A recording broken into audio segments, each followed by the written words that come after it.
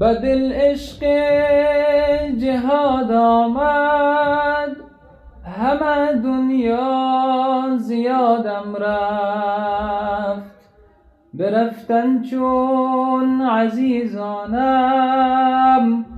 نشستن از خیالم رفت. الا ای مادر دلسوز، مکن گریه برای من. به میدان آمده دشمن، تو خنثی باش برای من.